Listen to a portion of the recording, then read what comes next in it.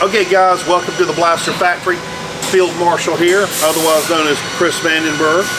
Today I want to do a down and dirty video to help some of the newer builders understand what on the Blaster Factory is a basic Denix build, okay? Now, out of the first three movies, A&H, ESB, Return of the Jedi, you know, there's a lot of different DL-44s on there, and I try to do a very basic build with the Denix, okay? And the Denix is say one of these cheap cast all metal. Okay, because I literally get asked that question every freaking day. I don't make plastic blasters. They're all metal. Now, I don't make this part per se. This is actually made by Denix. It's a good, cheap, you know, broom handle copy. And of course, you also know that I make, you know, a steel version and aluminum version that I created laser scanning a real C96 broom handle Mauser. A lot more accurate. It is more expensive. Okay, I'm not talking about that one today. Doing the basic Denix build. Now, on the website, the kit's shown, and it's all kind of screwed together a little bit, and it's basically there so it's ready to paint, okay? So, you know, when you get your A&H DL-44, you're gonna get these parts right here, okay? You've got the Denix, and there again, pre-drilled, tapped holes, okay?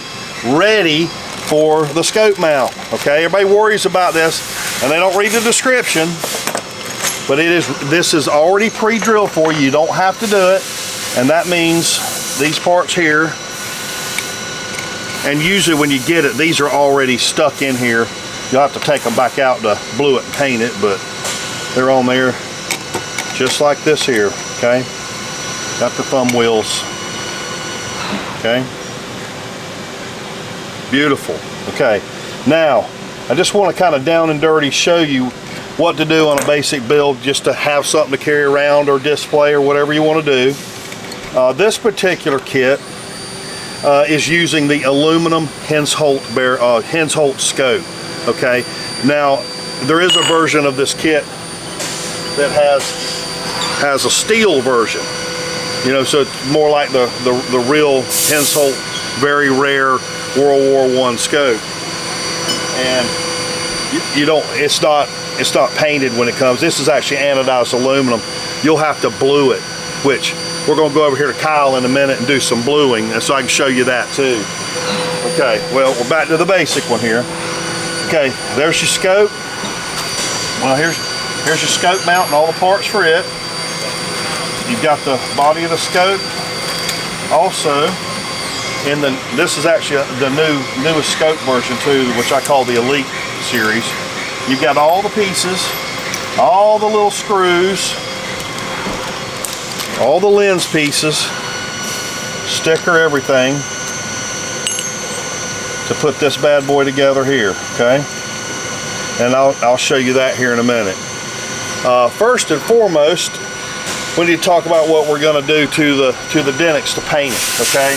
Because very basically, you pretty much just need to spray paint the thing flat black. Now, this video is not to show you how to distress it and do all the really cool, intricate details that this prop has. This is just kind of a basic build, okay? There's other people out there that do that kind of commission work, okay? So you got this. Oh, here's something else I've started doing on the basic build too. I pre-sanded this area here, okay? Because on the real prop, of course, you've got the heat sink here, and there's that silver disc, they call it, mystery disc, whatever. Well, it's believed that it's actually a place where a part was screwed onto it from another movie, you know, it come from the Batby Armory, so, you know, the Batby props, so they'd used it in other movies. So whatever's there, you know, was actually pulled off and left that circle, which ended up on this prop. So these will come pre-sanded down to the metal here, and you'll get this cool little stencil sticker, which, you know, so it's about 1 inch in diameter, has a little hole in it, and I'll show you where to put that right before we paint it, so, you know, you'll have the mystery disc on it like the real one too. So let's get started. Okay guys, first thing I'm gonna do, since Kyle's over here at the sink, is glue the steel parts that you've got to do on the basic kit. And that's this stuff right here. This is the scope mount. Now there's the brackets on top. You've got the center thumb wheel, and you've got the screws and the straight knurled thumb wheels for the sides. Now a lot of times people don't realize this, but this bar on the original prop is believed to be aluminum. Okay, so this is an aluminum part. You're not going to blue it. You're going to paint it. Okay. Now, if you really get creative, you can start scratching the paint off of it so it looks like the real prop picture that everybody sees all the time. But there again, I'm not doing the weathering. I'm just doing like this was a new issue, okay? So that will be painted. We're not going to take that over here. But let's go over here and let Kyle do his thing. Not going to blue the screws here. Those are stainless. Okie doke.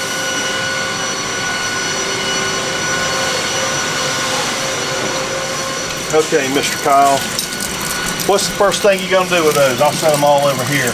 All right, so the first thing you want to do is you want to take some of this Dawn and you want to clean this part. You want to try to get as much oil as you can off of this part before you start gluing it, to try to get the glue to lay down on the part nice and even. So I take a couple hits of this Dawn, rub it in really good, and this is pretty hot water underneath the sink. And I'm just trying to get all the residue that's left on that part off. Now I will tell you, to do this, if you buy the Birchwood Casey kit, which is at any gun store or big department store, Walmart's, blah blah blah, that usually comes with a cleaner, degreaser, and the bluing compound. Which I don't buy the little bottles. I actually get the big bottle because we use so much of it. But this is just Birchwood Casey Super Blue. Very easy to come by, not expensive. But what we have found, the cleaner degreaser works great, but I tell you what, Dawn dishwashing detergent and hot water, you're degreasing the part is what you're doing. And that's, you need to have that because you don't want your fingerprints or any coolant or oils left on the steel part. So you're stripping all that off. And then you're going to the blue, Super Blue. So the next thing, I have a swab right here, and I have my bluing right here, so I get this swab down in here, get it nice and full, and I'll take it, and you're just going all over the part.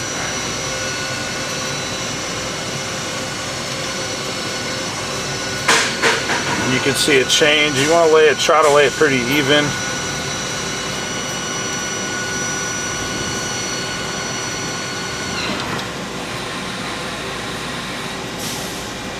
You see that? The reaction's pretty quick on it.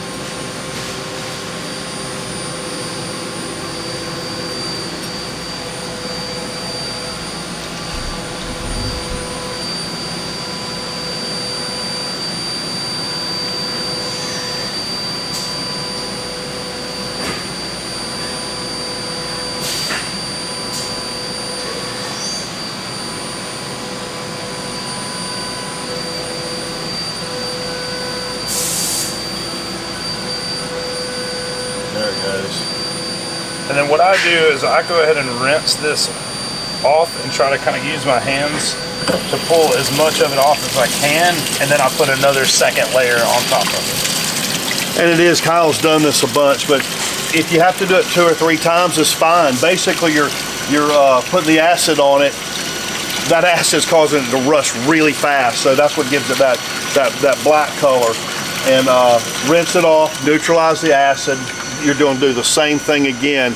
That way you get a nice deep color. It's better to do it quick like he's doing it. You can't think of it like you're painting the part. You're not painting the part. It's not going to come out, slick and smooth right off the bat. So you do it a couple times. Make sure you get that to penetrate everywhere, because right after he's done with that, he's going to dry it and steel wool it. That's what gives it that cool metal grayish color, that blue color, blue steel color that we're looking for. So rinse it again, residue off, and the next thing we'll do, we'll come over to our air hose, and we're basically going to air dry this part. All the water is as you can off of the part.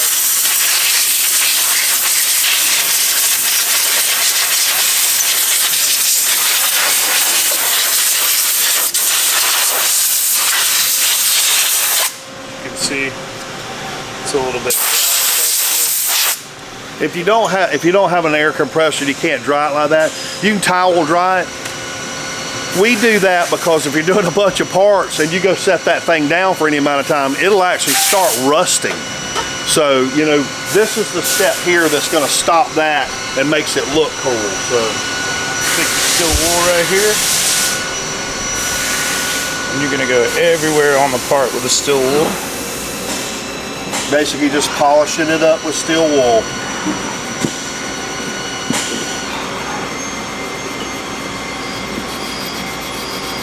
Might be hard to see in the video, but it actually went from that ugly kind of black color to actually turning the even that steel bluish gray look that we're looking for.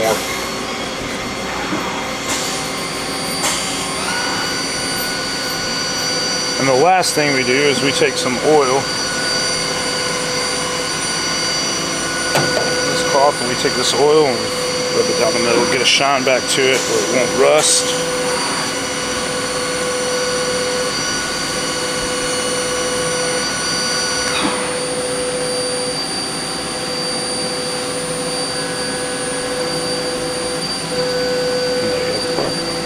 Yeah, there you go. Now, that's probably one of the scariest things I hear when I get the phone call, the emails every day, is everybody's worried about bluing. You know, it's a $12 kit you go buy. You literally could do this in your kitchen sink. Well, don't do it in your kitchen sink sometimes, but do it in a plastic sink or do it outside, because you could blue something in your sink. Yeah, that'd be good, wouldn't it? So, but it's not magic and it's not hard. You literally, and you can't mess up. If you get over here and you figure out, oh crap, I missed a section, go back over there, repeat process. If it rusts, go back, degrease it, go back down and re-blue it. You can keep doing it until you get the results you want. But you know, he's obviously going to repeat that process on all those steel parts over there, and then we'll have them for the build. So, okay, next step, you need to go ahead and we need to go ahead and put the heat sink on. Okay, we need to go ahead and glue that on. So, and get them prepping it and ready to go spray paint everything. One thing I did want to point out on the basic build for the people who are buying the painted one that I already do, I offer that too. Oh, and on the steel and the other ones, is the difference between the bull barrel, between the slip over bull barrel and the pro bull barrel. Okay, now on this one, whether it's on the steel or this aluminum version, you see you got the bevels here. This is made for, you know, this Denix build here. You have to cut down the barrel so that this slides in and meets up. Okay, let's see if this will go over. These are tight, and they're about line to line, and they fit on there really tight and really close, so there's no gap, so that you have the flat straight across right here like on the real one. Now that's more for a pro build, and I do offer that stuff obviously, but you know, on the basic build, you know, it's not going to be a whole lot of extra machining that you can do on that. But this one has what we call the slip over, which that enables you to use the standard Denix barrel, which is not cut. You know, you've got the contour here, and this will just slip up to it, you know, real quick. But you know, as you see from the side, it looks pretty good. It's not perfect like the real prop, but you know, it's also not $400 to $800. Okay, so we're gonna go ahead and we're gonna paint that, and we're gonna paint the whole body here, and I'll show you that real quick too. I'm gonna go ahead and take this off. Okay. Set it over there. Some of the stuff I've already painted, so just to save time. But let's put the heat sink on. This is aluminum, anodized. that way, you know, I do offer versions for the higher end builds that you actually build with the real Reed model cylinders. Takes 3 of them, but this is almost identical. So I like to epoxy it on. That way it doesn't come off. And you can see my little epoxy plate here. Equal parts of both. Mix it up. This takes about 5 minutes to dry. Doesn't take a lot. Just put it in there. If you put too much, you're gonna have it squishing out and showing.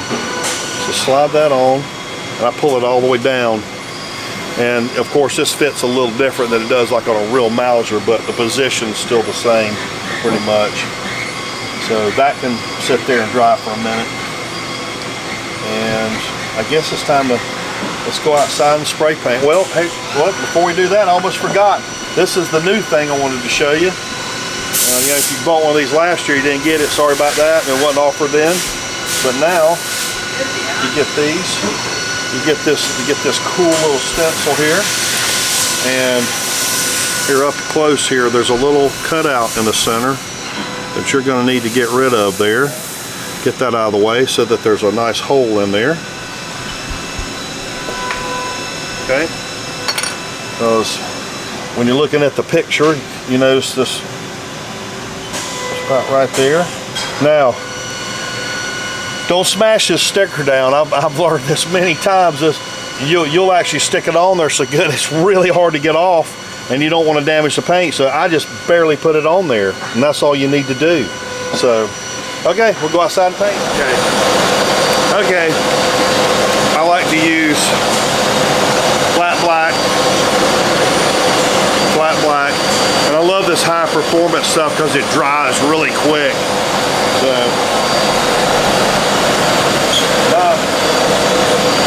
not a lot of secrets here.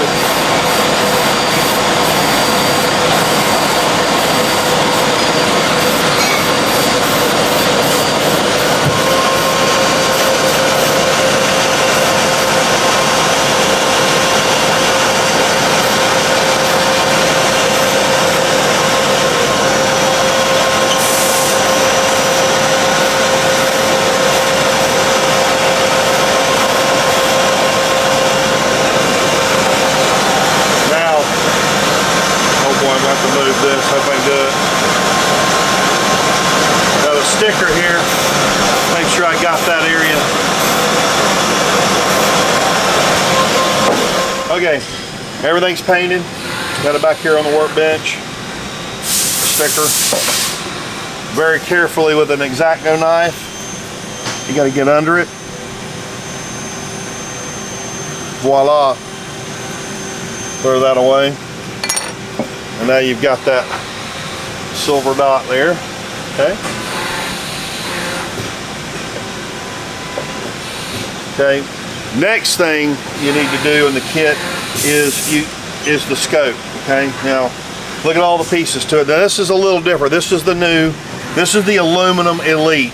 Okay, a little bit different than some of the ones in the past. There's also the steel version that I showed you. I'm not going to go through assembling this because there's already a video on the Blaster Factory YouTube channel. Go down there and click like and sign up for it and all that other stuff, you know. But there's already a build video for the aluminum one, you know, and the Elite steel one. So you'll probably want to look at the Elite steel one because this is the same parts now.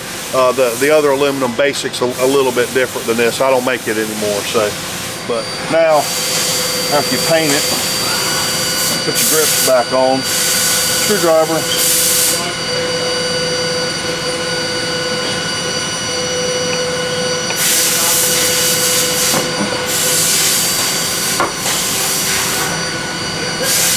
You can restain these too. I think the ones on the original proper are the walnut color, so you can do that at your discretion also.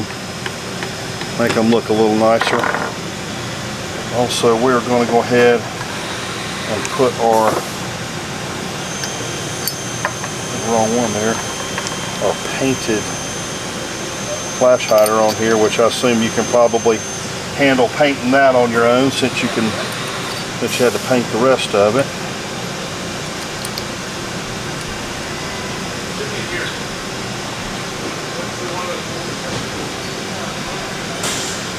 One screw.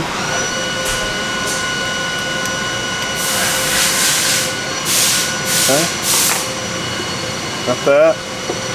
Now there's some other ways of painting the flash hider. Obviously, if you've got the aluminum one, you know, there's some other steel paints and other things you can do. I just did this black just for the purpose of time and just basic, but there's other creative ways to paint those too. Next, let's take some of Kyle's bluing stuff here and start putting it together. Now, on this rail, this hole's further away from this side than this one, so it goes this way. So, first of all, let's get the center thumb screw in here. Okay. Next, the boss on the thumb screws goes down. So, let's leave a little threads there.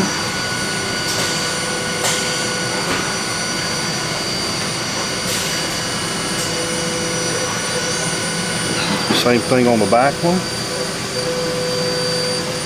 Kind of tighten them down. That kind of stabilizes these. That goes on.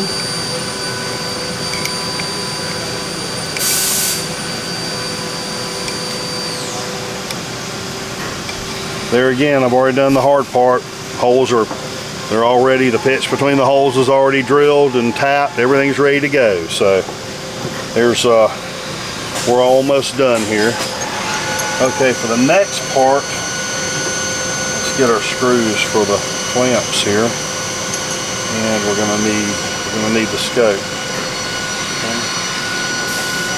Okay, we'll go over here because I can't hold this up. I'm gonna clamp it in the vise here. You're gonna have to clamp it hard. Don't break the grips. Now I usually put a little piece of felt or tape or something, you know, down in here, just in case this thing wants to move around. Something metal on metal.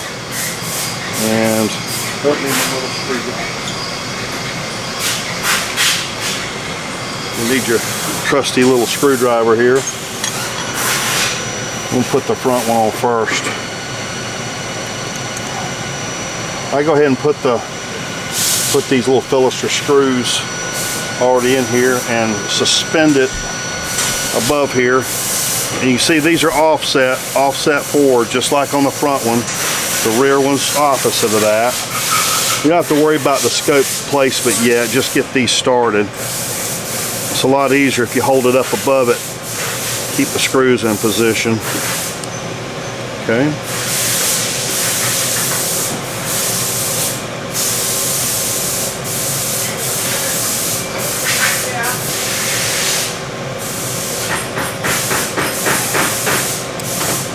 Okay.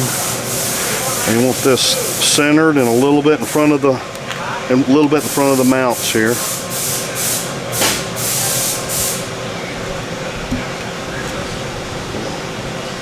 Snug them up. Look at that. Okay.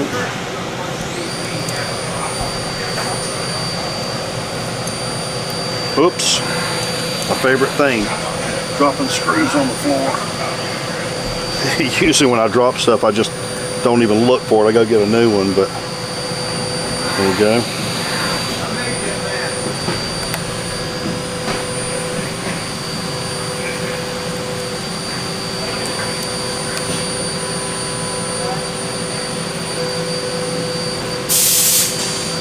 Helps not to drink 3 or 4 cups of coffee before doing this little fiddly stuff. Okay, there we go. We got that on there. And you know, that's pretty much the basic build on it. There's only one other thing that the basic's missing, that there's another little kit you can get. I'm just going to mention it so that somebody don't tell me I'm leaving something off of it, because this is actually a vintage item. And I've prepped it already. The two little piston greeblies that are from Reed Models on the Tom Tit kit, which if you'll do some research, you'll find out that's where the the heat sink is actually made from. They don't make those anymore, and I actually still have a bunch of them. So the little kits are on the site. It's 2 of these, and you find your little piece of scrap T-track. And what I do is you got to cut it about 1 inch. You go to the sander and you put a little ramp on it. I do it a little longer, and then I cut the back of it so that this item actually goes right here. And you'll see it in the promo shots. See if I can do this without it falling off here, because I'm not gluing it. But that actually sets on there to actually be complete. But you know, that's not on the basic kit. It's an add-on that you can get. But I wanted to just show you that, so you know, all that's available. So, but let me pull it out here.